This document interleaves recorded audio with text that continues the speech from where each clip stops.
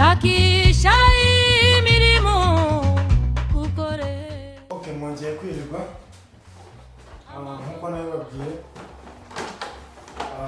cya kiganiro cyacu ni pati ya kabiri uko wakwiga kogosha inyogosho zose tugiye kureba ukuntu uyu munsi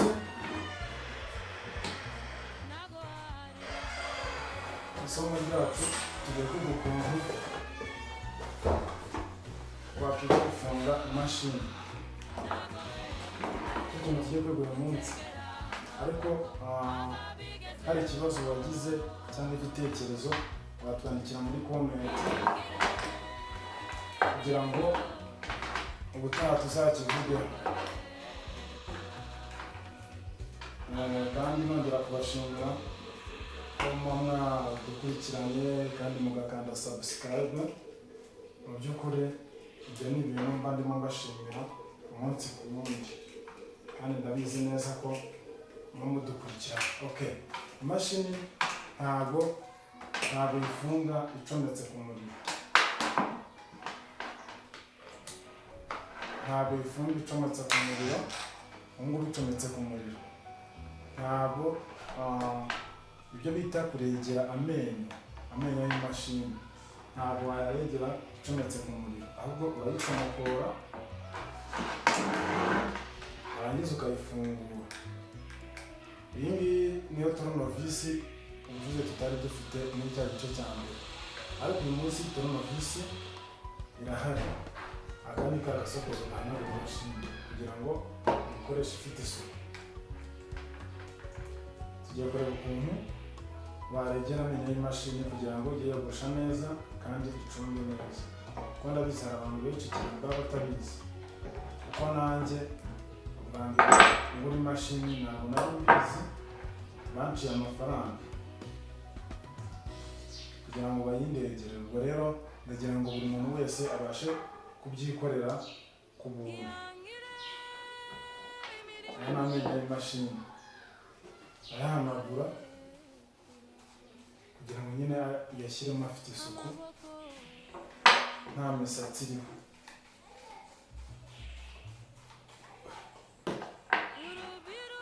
Iyi ngiyi bayita tije. Aha ngaha hakajya hano imbere. Ubu ngubu babwita urwembe.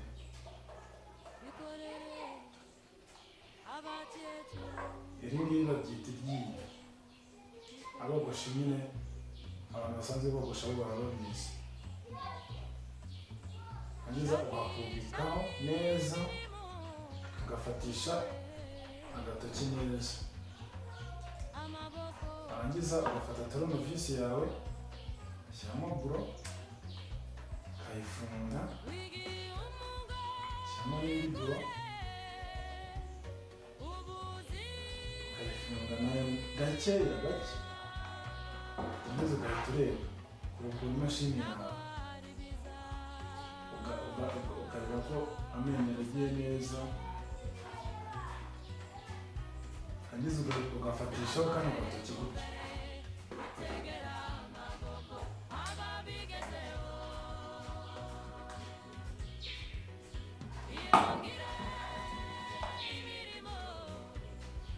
Gutya ntabwo ameze neza, ntabwo areshya, gutya ubu ntabwo ari kureshya.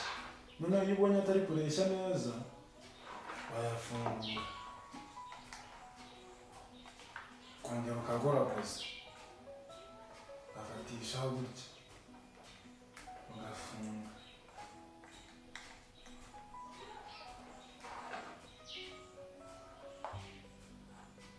N'ubu yanze kureshya ntabwo yacunga neza. Okay, ugahita uyafungura.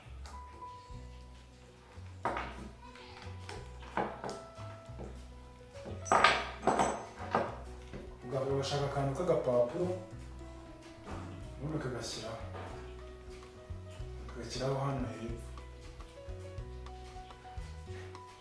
ubundi ugasubizaho y'amenyo yawe, usubizaho rwa rwembe rwawe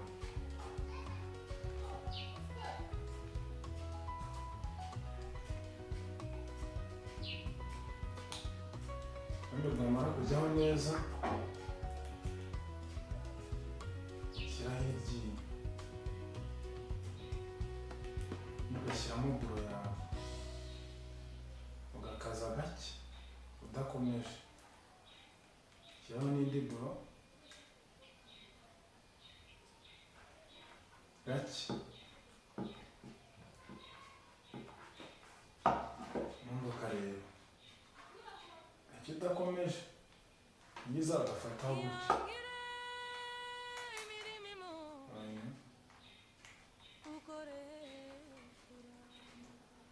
uhita ufunga za buro zawe.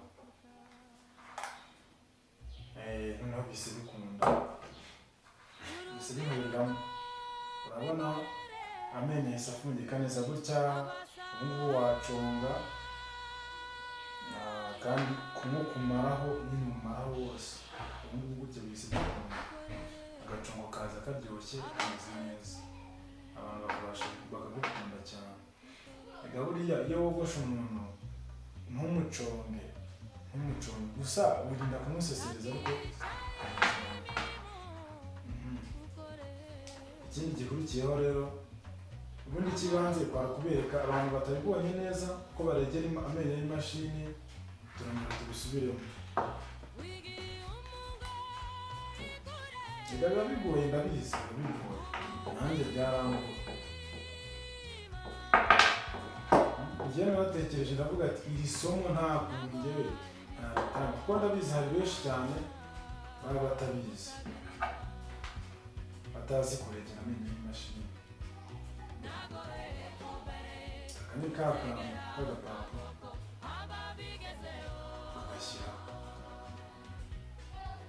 ugashyiraho bya byinyo birimo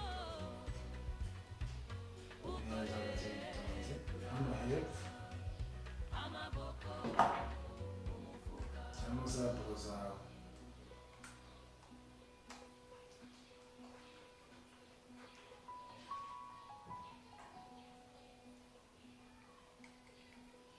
Za buro zawe, ibintu ndabizi hari benshi baba batabizi. Iyo yasumbanye, kuko iyo yasumbanyije araryana, agafataho ateshaho ka gatoki, ongera ugakurura gake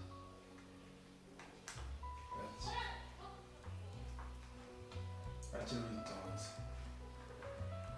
Ubundi umuntu utangiye ibintu byo kogosha, ibi ni byo bintu bya mbere aheraho, kumanza kumenya gufunga amenyo y'imashini, kumenya uburyo bayifatamo. Iryo somo uyu munsi rwose ndaribaha.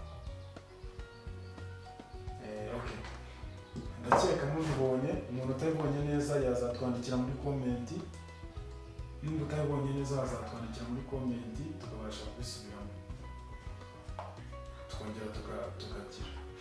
Okay, tumeka ku muriro ukareba ko iri guhinda neza nk'uko ubishaka.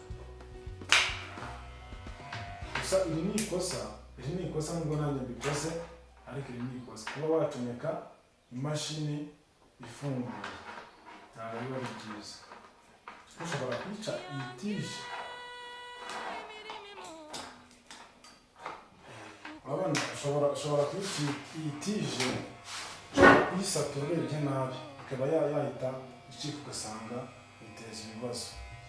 Ubwo rero inama nzima ni uko wagiye ufungura gake kimwe bifasha hano kugira ngo rero guhagurukana imbaraga byinshi cyane. Nawe urabona baramutse bagutunguye wenda usinziriye ukumva nk'ikintu kikuguye, urabizi nawe wahita ujya muri koma. Okay, rero abantu batabibonye neza ko wafunga imashini, mwazatwandikira muri komenti kugira ngo ubutaha iki kintu nimba utacyumvishe neza tuzongera tugisubiremo. Okay, ikindi kintu nangiye kubereka cyo gufunga imashini ndetse no kuyiregera, ndakeka mukibonye. Ikindi kintu gikurikiyeho, yenda tuvuge ugiye kogosha nk'inyogosho, ari nko kumaraho yenda ni ukumanura amenyo yose ukamanura burundu, ubundi ukogosha nyine imashini igiye kumaraho burundu. Okay, noneho tuvuge ugiye kogosha ordinaire, nyogosho bita, ibyo nabyo tuzabigeraho byose mu bindi biganiro byacu bizakurikira. inyogosho bita ordinaire zose n'izindi. Ntabwo iyo ngiyo nuko nivuze bitewe nuko no kugira ngo mvugishe kino kintu, ariko n'ibindi byose nzagenda bibereka. Noneho ikindi kintu wenda gikurikiyeho turekwatsa neza cyane kandi mu kinyabupfura. Kurabona no gutya kuyamaraho burundu gutya ushobora kuba wacunga umuntu, ushobora kuba wamumaraho yenda ugiye nko kogosha ubwanwa. Ikindi nanone ahangaha dore imashini ikunda kuryana iyo ugiye nko kogosha ubwanwa, uko yaba imeze kose iraryana. Abisaba ngo uzamureho gake cyane kugira ngo urugamba rwo hasi rufatanye n'amenyo bifatanye kuba ubu bwanwa bwava hari itamuriye itari y'umuntu. Ibyo nabyo ijyana n'irindi shuri n'irindi somo, kandi ndakeka mbigisha neza kandi ntabwo nirukanka mbagira ngo mubashe kubimenya. Nawe ushaka kuba washinga salo ibintu byo kogosha kugira ngo ubashe kuba wabigendamo neza, kandi ndashaka kubabera mwarimu umeze neza. Amazina murayazi, yitwa Keriva rwose. Noneho ushobora kumpamagara yenda ushaka kwiga kogosha ukwezi 20,000 wakishyura kugira ngo wige kogosha. Ubwo ushobora kwiga yenda amezi 6 wabimenya. Rero abantu bumva bifuza kuba bakiga kogosha, nampamagara kuri nimero 078 058 496 yanditse kuri screen, wahita uyireba rwose. Uhita unyandikira, ushobora kunyandikira kuri WhatsApp tuba twavugana nta kibazo, ukaza ukiga kogosha. Ariko nahangaha nyine gerageza kubaha mu masomo, ushobora kubireba nabwo tukabasha kubifata.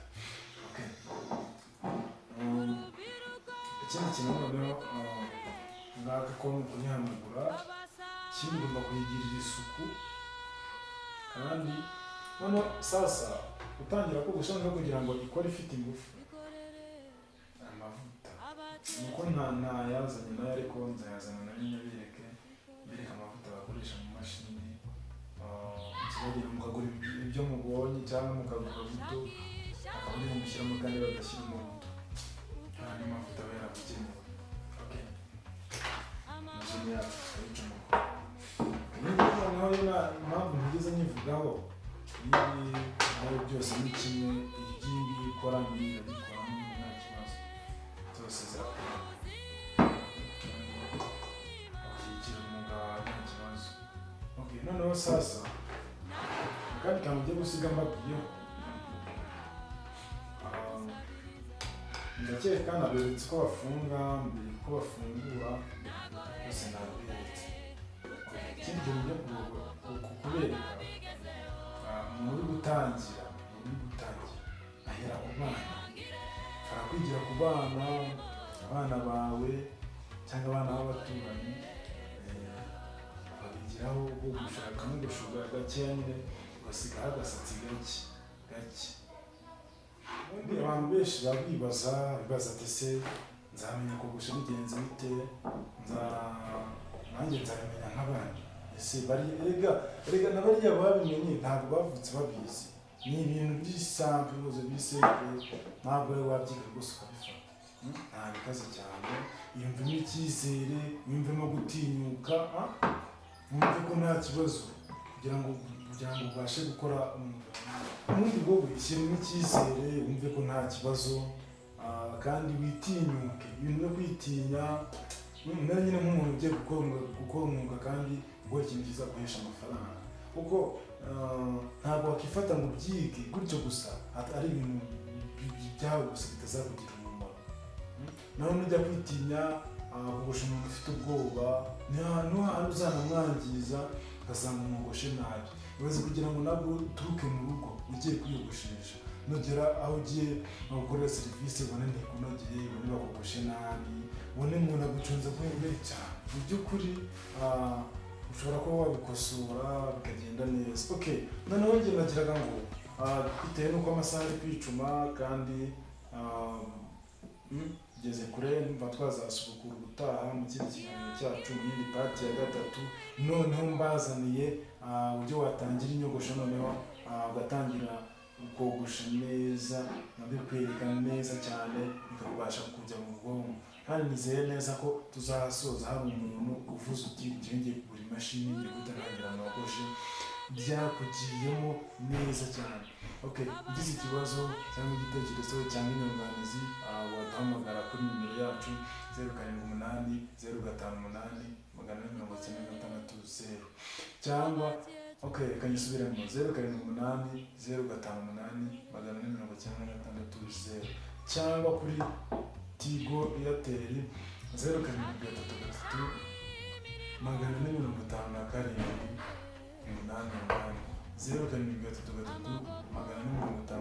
457 Okay, iyo niyo nimero wadushakiraho haba kuri WhatsApp cyangwa